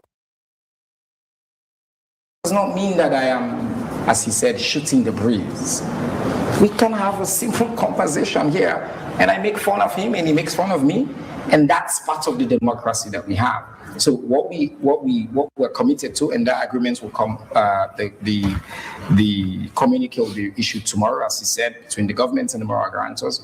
It's a process that takes us forward, that reaffirms our commitment, and that we will continue to do what we have said we will do at the pace that will make everybody happy for the benefit of Sierra Leone. Minkailo said they acknowledge that they would not get all the demands they put on the table. Is the government side also open to that compromise, that you cannot get all that you're seeking as well in the negotiation? Minkailo says, mediation expert. Yeah. My master's is in international peace and conflict studies. I'm also an expert in peace, and I can tell you that in any conversation that you go in, you will not get the letter of every single thing that you want.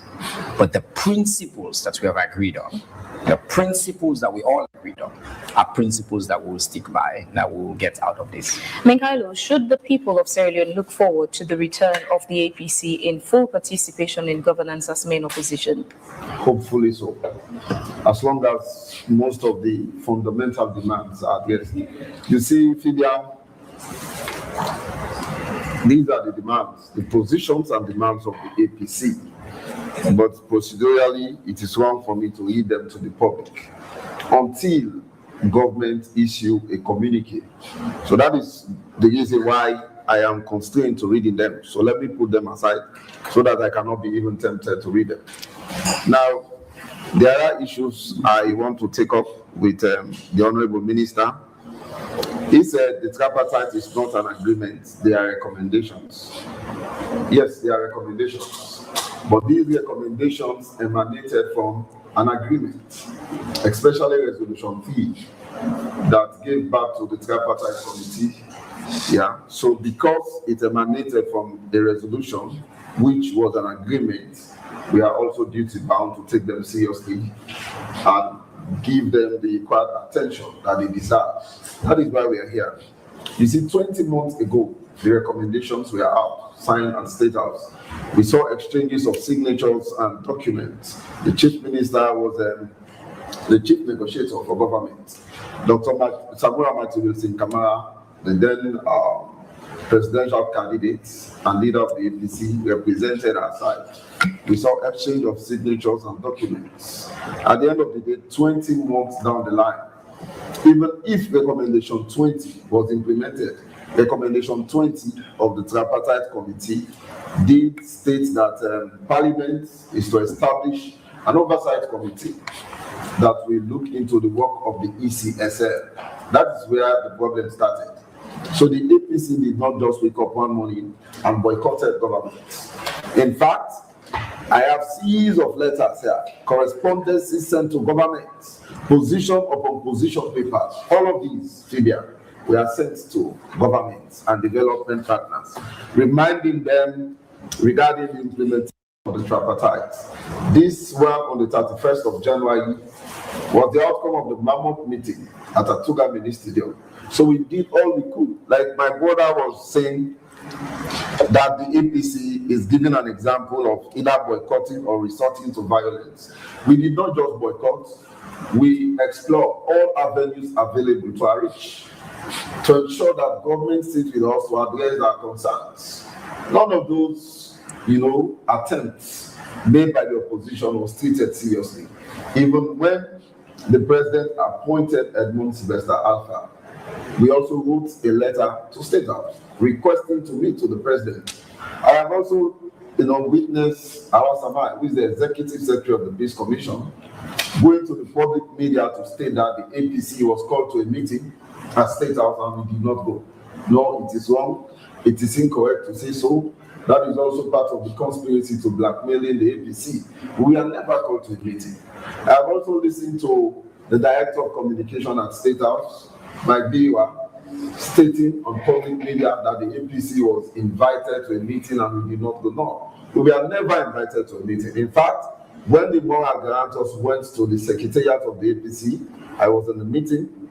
The acting chairman, Ambassador Osman Fode did make it clear that we were never invited to a meeting to sit and dialogue before and after the appointment of Edmund Sylvester Alpha. So let it be made known to the nation that those two statements that were put forward by our Samai, my sister at the Peace Commission, and the director, my good friend at State House, Director of Communications, those statements were incorrect and they should try to retract. Otherwise, we consider it as blackmailing the APC. Again, in this document, we did state a lot of concerns. If those concerns were addressed, government agreed to sit with the APC to address those concerns, the problem will have solved and the APC will not have boycotted governance. So it was never a deliberate attempt, and that my brother Sibadi said we have also betrayed the people that voted us. Our decisions at the APC are bottom top decisions. That is the approach we use. We do not take decisions at the top level, the top leadership level. We do consultations from ward to constituency, from district to region, and all specialized organs of the party before arriving at those decisions. That is also the reason why, even before boycotting governance, we did call all of the elected members of parliament, councillors, mayors, and chairpersons to meetings. We did call all of our elected executives across the country to meetings. We did hold community meetings, district meetings, educating them, explaining to them. So the decision to boycott the APC cannot be held to ransom by our membership because it's a decision that emanated from them. So we did not betray the people. Let it also be made very clear. He said the Constitution is sacrosanct. Yes, we agree the Constitution is sacrosanct. That is why there is an amendment process. It begs the question, why did the amendment process was halted? Why did we halt the amendment process? We conducted first reading. At first reading, we are not obliged to vote. And even when SIBA was saying they have the majority in parliament and that whatever decision is being reached at cabinet level, if it is taken to parliament, they are sure of getting the nod from parliament. Not in all cases. I didn't say that, but not in all cases. Maybe I misunderstood you. But then the SLPP you have the majority in parliament. I agree. But when it comes to certain clauses, it's 2/3 majority, and you don't have 2/3 majority. No. Even the amendment process, Fabian, for you to change any intent clause, you have to go to election at second reading.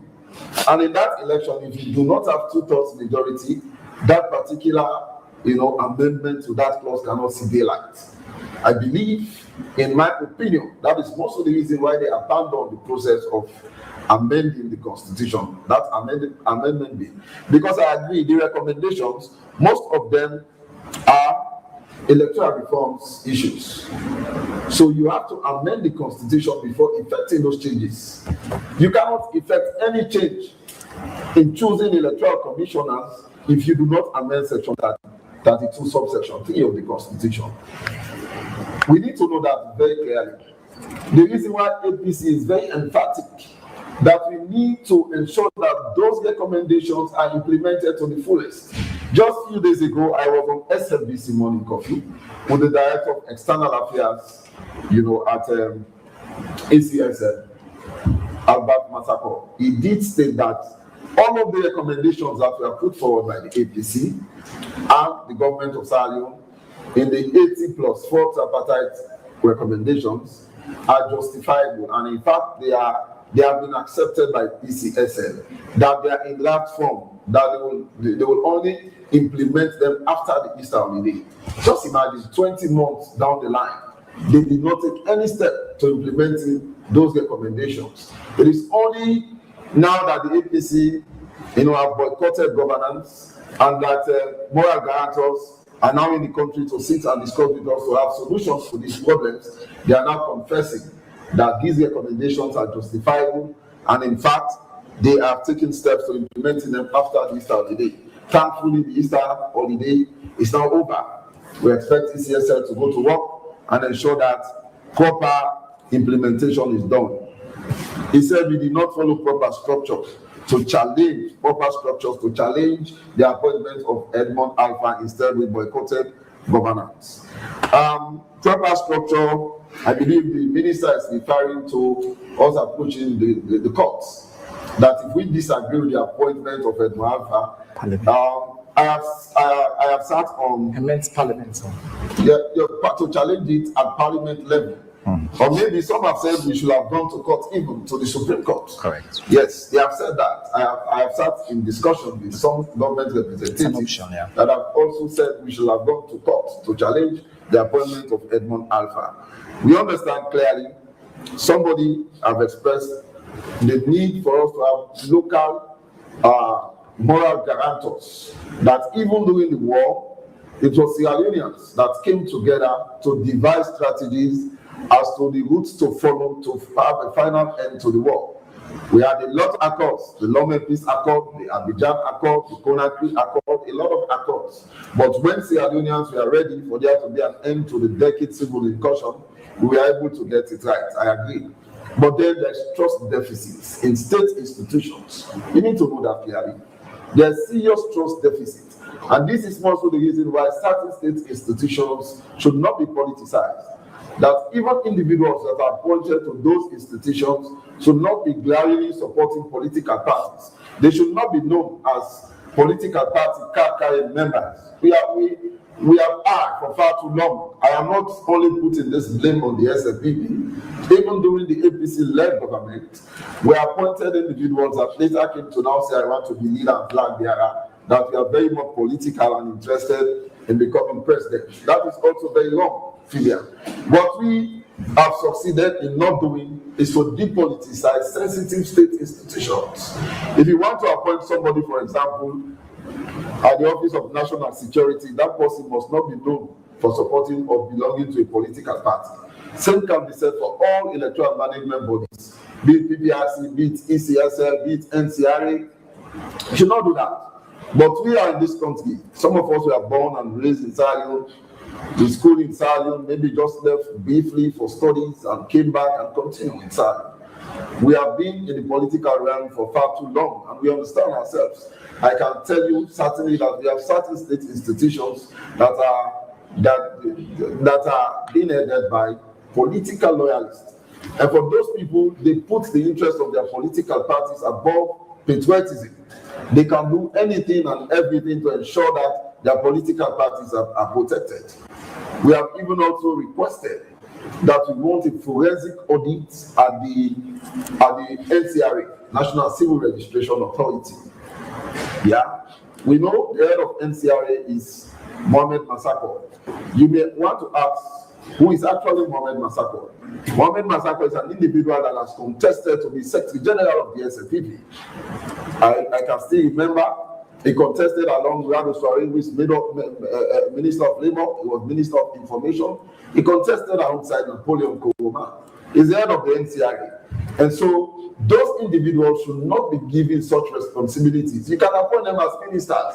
You can appoint them as high commissioners, as ambassadors. But when it comes to sensitive institutions like NCRA, that are now playing with the voter register, that in fact, all those who are eligible, 18 and above and of sound mind, that are registered with the NCRA, they may extract those information to now give them to ECSL to see how they can now compile the voter register plus the registration that they have to conduct. We need to know that we have to depoliticize those institutions, because that is why the suspicion is too much. If you appoint somebody as head administrative head for the Commission for Peace and National Cohesion, that person's character should be beyond reproach. The integrity of that person must be top-notch. We need to understand this clearly, both APC and SFPP, because these are some of the things that contribute to the problems we have in this country. Okay, with that said, my brother also did talk hold about... on, you'd continue with that, but there's much respect on that. Divergent and convergent. He said, okay, just hold on, Mikhailu. Hold on, Mikhailu. We'll come to that. We need to go to the live audience to get their contribution, and then the messages from our online platforms, that's our Facebook page and our YouTube page, and then we'll come back to all of you in the studio to get your responses. Let's get started with the live audience in the studio. Please make it brief, your name, and then go straight to the question you want to ask. My name is... When you're asking, please stand. Yes, okay, just your name and go straight to the question that you are asking. All right, let's go. My name is Dr. Shaw. This question is for Honorable Minister. Let's say the peaceful resolution is planned. Honorable Minister, what clear timeline and enforcement measure are in place to ensure that national unity agreement is implemented? Then, two, minor question. As what are concrete actions will your party take in the next 6 or 12 months to support the national unity agreement and strengthen the public confidence?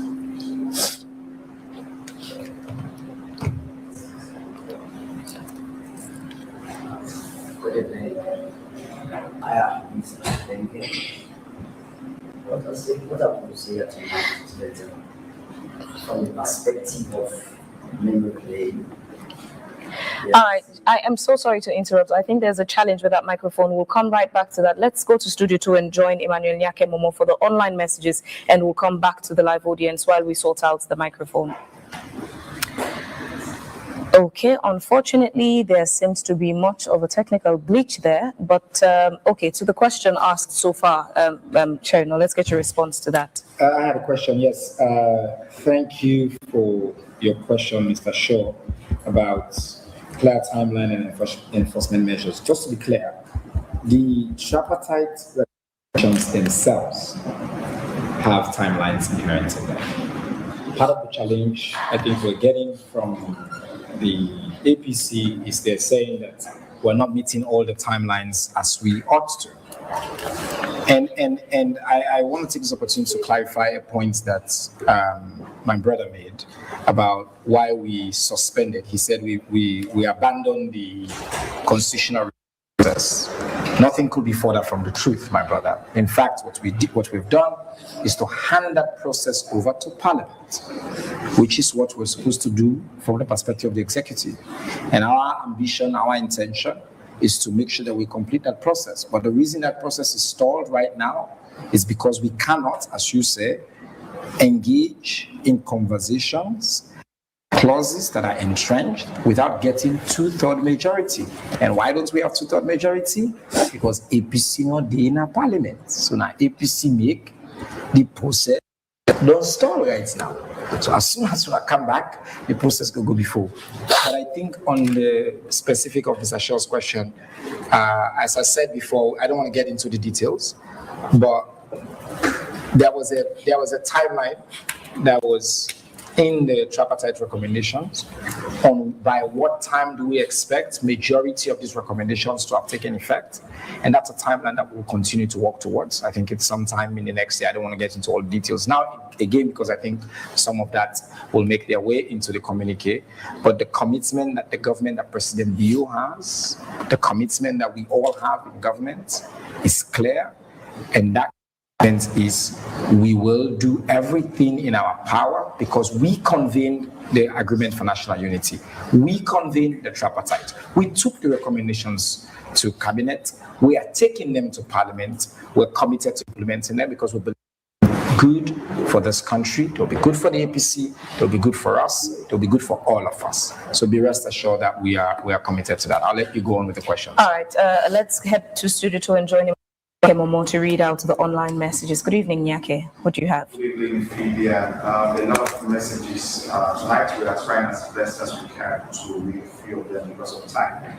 Of course, Abney Sheriff says trust issues where government disregards the agreement for national unity signed by the opposition and international partners. Imagine without them.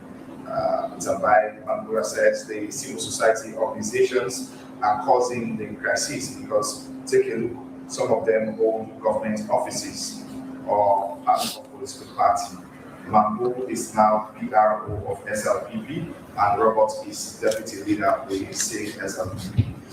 Johnny Blazer says, to be honest, illiteracy has made all of these politicians use our people. With all the suffering, they will come out in rain or sun to vote for the two political parties. Mohammed J. Kane says, 2028 here, on Alpha as the electoral boss. Mohammed Adams Sisi says, these politicians are very defensive and lack moral character to lead us. I don't tire for listening to them. Wahala. Peter Bakar says the meeting matters because more Guarantors act as public businesses. Their involvement can a paper agreement into real peace and development, but only if both APC and government follow through with detailed actions. Amadou Amos Paps Magura says they are not asking for anything more important than for the government to implement the agreement for national unity. Thank you, Kai. The last we can take is from Dadi Ba Kamara. He says the intervention by the is very timely as we see tensions arise between the APC and the government. The SLPP government is dragging their feet to implement the national unity agreement. All right, so we'll thank you very much, Nyake, for reading out those messages. We'll get your responses to those quickly and see if we've got time to factor in more reactions from the live audience in the studio. Yes. Thank you for the commentary. I think a very interesting conversation is actually happening as well online. I've been the comments on particularly on your Facebook page. I thank the people who are following, who are listening. Is this, again, somebody says, I'm tired of listening to these politicians. In my political class, one of my professors used to say that politics is too important to be left to politicians alone. Do not participate in politics. Other people are for you. I think we should stop this process of demonizing politics. At the end of the day, to move this country forward, somebody has to sit in government, an individual. He has to be asked to come and that person wants to go into that room and think about what's in the best interest of Sierra Leone. And we need ordinary Sierra Leoneans who are not necessarily registered members of political parties, but who want the governance to move things forward. I also want to take the opportunity to respond to something my brother Minkailu said again, and a similar theme about someone, my senior comrade, Mohamed Massaquoi. I think the record of Mr. Massaquoi at NCRA, I think speaks for itself. I think that since he took over NCRA, we have transformed that institution into a modern institution that's been really able to, with integrity, perform its critical task. They have succeeded to digitize a lot of our records. They have created a name system that's working, that's functional, and that they continue to build on. So I think in many ways, that undermines your thesis. I know there's this, and I know that this particular position that I have is not, I'm not speaking now for officially for government, this is my opinion. There's a certain obsession in Sierra Leone about independence. Oh, we should not appoint that person because they have taken part in politics. We should only appoint the people who are independent. I think that's a facade. That's my opinion. I think that at the end of the day, what we should be looking for are people with integrity. I can support SLPP and still have integrity and know that when SLPP is wrong, I call out SLPP when they're wrong. Still stand and speak for the public interest. The APC, under President Anas Nkrumah, appointed somebody as Chief Justice, served, who had contested before for a partisan position. He was still appointed as Chief Justice. In the US, for example, they want to appoint major positions on, like, let's say, a council. There in the US, even your home address, your registration, your individual registration, you have to identify what your affiliation is. So you can see somebody, for example, Mullah, who just passed, who was appointed to investigate President Trump at the time. He was a registered Republican. But people on sides said, you know what? This man has integrity because of the work that he has done. I think the notion that we quickly this conclusion that if you are associated with a political party, it should exclude you. It undermines the democratic process. We need more people to join these political parties. We need more people to organize around these political parties. We need to modernize these political parties in Germany. And I'll say this last point and allow my to speak. In Germany, the state pays for what political education. What that means is from the, so each political party is organized, and I've been there, I've looked at the structure. It's one of the things I advocated for, and I was criticized for when I was at the Civic last time, is that the political parties have an arm that is dedicated to explaining what the ideology of the political party is. For example, the SLPP is a social democratic party. But I say, that's why I say English is a big thing at all age. I sound good, social democratic party. My family and I can understand nothing within that one. Most people who are graduates from the university, if I tell them that we're a social democratic party, they will not understand anything. If we have a system that says, what does APC stand for? What are, and so you already understand that if APC ever comes to governance, which I hope they don't come to governance in a long time in Sierra Leone, but if they ever do, you should have a blueprint. You know, say APC is going to stand for this. These are the policies that they will do. These are the ways that they will approach these sets of issues. SLPP should also have its own governing political agenda, which is what we call the political ideology of a party. What is sometimes missing in our country is politics is basically been reduced to just like you interest versus me interest, which you see versus what you see. And it's not just, as my brother was trying to allude, it's not just economics critical, but also even your approach to governance issues and things like that.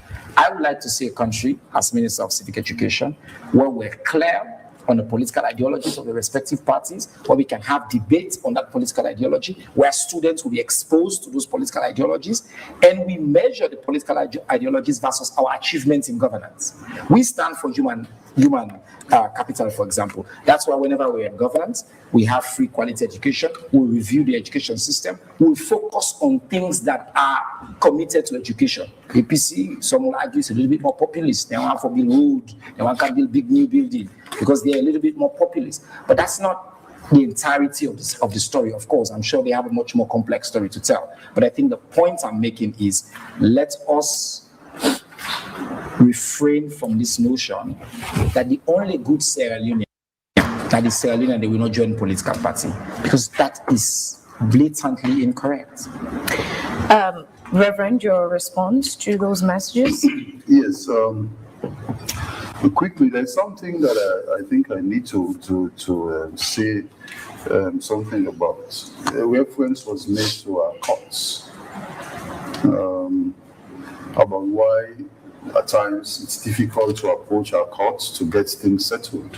For instance, the issue of element alpha, if you ask me, what probably APC would have done was to go to the courts and ask for an interpretation of the word consultation, so that we have in our jurisprudence that interpretation, so that whoever comes, if we keep the system as it is, we now know what consultation is. But that is what we've not been able to get up till now. And so it's so challenging. This president will come and say, for me, this is consultation. The other will come and that is their interpretation. But the courts that has the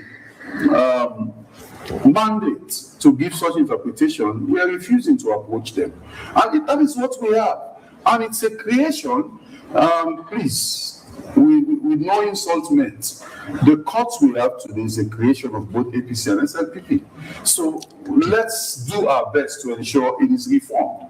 And we make them as independent as possible, so that the issue of trust is no longer undermined. It's the same for other state institutions. As politicians, let's do our best to ensure that these operatives in institutions are not seen as obviously being political. Because the challenge is not really with politics. It is the politicization of processes. Because politics, in fact, all of us should be interested in politics, because politics is actually concentrated economics. Somebody has defined it as the distribution of resources, who gets what, when, where, and how. So if such an important process is left just in the hands of a few people, it is going to be corrupted. Somebody has said, evil thrives because good people refuse to do what they're supposed to do. And so it's the same with our political situation. We have to ensure we depoliticize processes and allow politics to function properly. And how can it be achieved? It is through the vehicle of the existing political parties, especially those who have governed us for the longest of time. They must ensure that the people who are running offices are not seen to be tainted politically. I have written several articles on that to ask for the depoliticization of state institutions, so that when I sit in the office that I occupy, you don't see me as supporting this political party against the other political party. When I speak, it has to be about every Sierra Leonean. So when we talk about the crisis in our country, everybody suffers. So we have to work on all of these things, trust issues, integrity, and somebody mentioned the issue. Yes, let me round up, please. Spoke about the issue of illiteracy as our problem. That is why we need to do a lot of, not just the formal education, but we need to do a lot of civic education, so that the people are conscientized, so they understand what the issues are, and they too can even ask duty bearers to be accountable. Thank you very much. Yes, Mikhailo. Yes, thank you. The question raised by my brother: what concrete actions will the APC, will your party take in the next 6 months in support of the Agreement for National Unity? We are committed to the process. That is also the reason why we have always engaged government and moral guarantors. If the concerns raised by the APC are addressed in the communique, the APC will start taking action effective immediately. We shall return to Parliament and to councils, and will support government to implement each and every recommendation until we get it right. The APC is committed to the process, to answer your question. So, again, the minister did say we handed over the amendments process to Parliament and that they are committed, but the process was halted because, some of the clauses cannot be amended without 2/3 majority. Now, APC was in Parliament, first reading was done. We are waiting for second reading when the SLPP went ahead and appointed Edmond Sylvester Alpha. So we boycotted. We do not regret our action. We did it on purpose, and we are achieving results for the community. I was not raising questions about the performance of my elder brother Masakoi.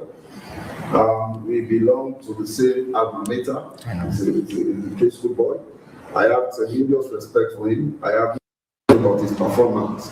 He's somebody that is a workaholic. He can work, he can deliver, whatever job. But the fact is, we are depoliticization, as they put it. If the APC happens to command majority in 2028 and I'm appointed Chief Electoral Commissioner, what message would that send? If the APC command majority in 2028 and I am appointed CIA, what message would that send? So my elder brother Masako did contest for the position of Secretary General of the SFPP. You can appoint, I am not saying those in politics lack integrity. You see, you can appoint minister, chief minister, whatever ministerial position, high commissioner, ambassador, whatever appointment, but state institutions. Not also faulting the SLPP only. We are also guilty of sin. I am not saying the SLPP is notorious of this. I am making a case that even when we command, by the way, they are saying, I don't want the APC to come to power, for some time. So I assure my brother that 2028 we shall command majority, we shall come to power, and he's protected. He's a 5-star alien, he's protected. So we should have any fear regarding that. Justice. He said APC also appointed Chief Justice. I think the minister is referring to Justice Abdullah Amichan, who contested for I agree. So that is why I said I am not only faulting the SNPP for doing so. Exclusion because of political belonging. Nobody should be excluded from governance belong to a political party, but certain positions should not be given to us, politicians. That is my point. Will the APC ever come to power? I answer that. Should have approached the court level, said APC should have approached the court for interpretation, consultation. Consultation, we do not need to go to the Supreme Court for interpretation. We understand clearly what consultation is, but I believe the Reverend is making this point because we have raised concern that the President did not consult the APC effectively as expected. So Reverend is saying we should go to Supreme Court for a clear interpretation of the law so that it can be a precedent. So finally, I believe we are running out of time. The APC is committed. And then we are also very delighted with the work of the moral guarantors and the cooperation of government so far. We as opposition shall cooperate with the process and we are looking forward to the communique.